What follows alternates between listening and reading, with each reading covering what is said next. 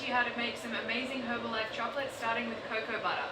Now, there are a lot of amazing recipes out there using coconut oil as the base, but if you prefer the taste of cocoa butter instead, or if you'd rather have more good fat and less bad fat, cocoa butter is a really good way to go. A little pricey, a little bit harder to work with, but it is so worth it. So what you'll need is about a cup of grated cocoa butter, and it doesn't really matter if the package says cacao butter like this one does, or if it says cocoa butter, it's all the same thing, to be honest. But what you're looking for is raw, cold pressed cacao butter, or something to do with cocoa butter. You'll likely find it in the health food store or in a health food section of a local grocery store. You'll also need Dutch chocolate Herbalife Formula 1, because this has all the nutritional goodies you need. And I also like to add some Himalayan pink salt, and it just adds a little bit of extra kick to your chocolate.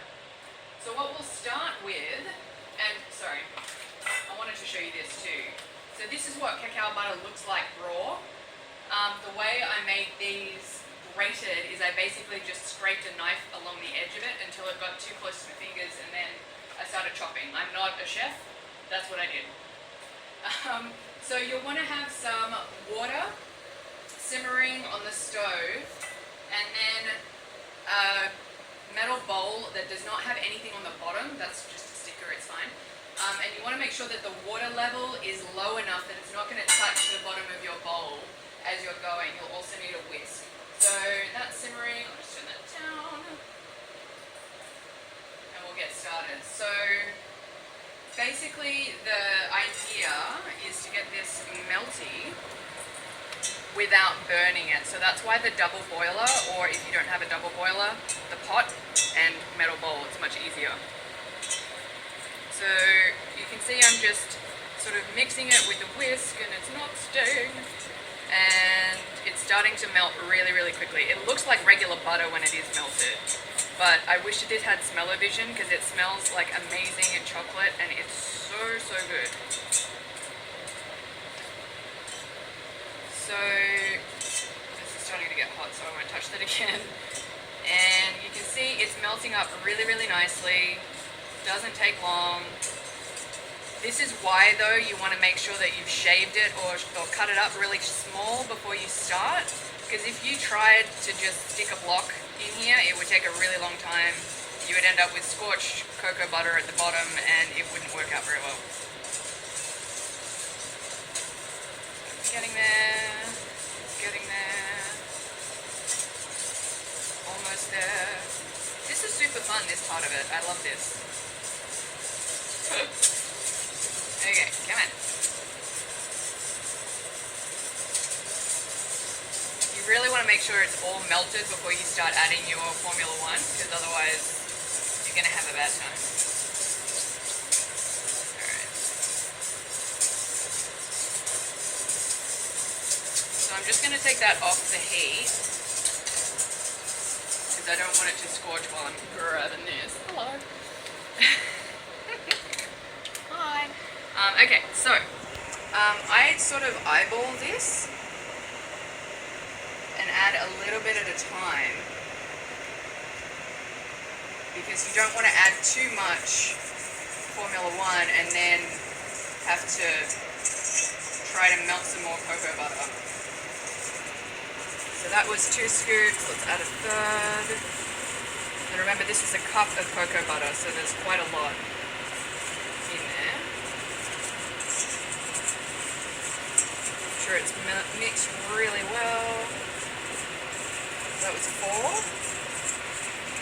Still needs a little bit more.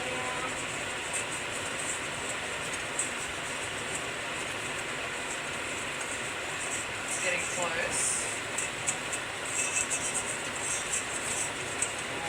See how it's really watery? Like, it should be the consistency of basically melted chocolate, funnily enough, when it's at the right consistency.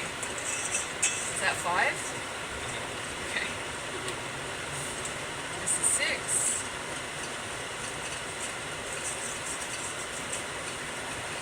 Need a little bit more. It's getting really close though.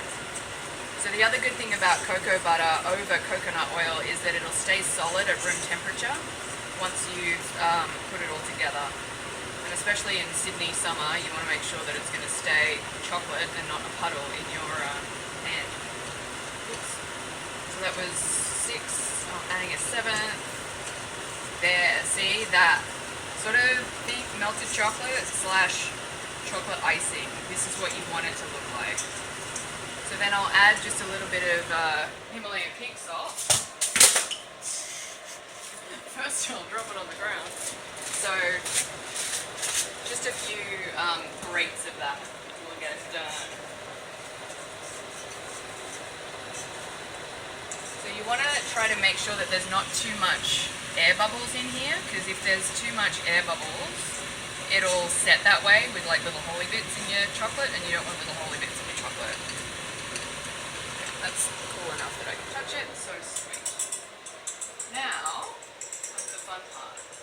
So we've got these ice cube trays from Herbalife that happen to have the Herbalife logo in them, which are amazing. They are available right now on the Australian My Herbalife website. They are usually only available at special events like Spectacular, but we're really lucky that they're available online right now while stocks last. They're super cute. They've got the Herbie logo in there, which makes them obviously perfect for Herbie chocks. But you can really use any ice cube trays. IKEA has a lot in really fun patterns that you can make, or that you can use. So you can see I'm just leaving a little bit of room at the bottom of these because these are quite big molds, quite deep. And I'm just making the basics right now, but if you wanted to, you could go a little bit crazy with this and add nuts into it. I personally don't think that nuts have any business being in my chocolate, so I don't do that.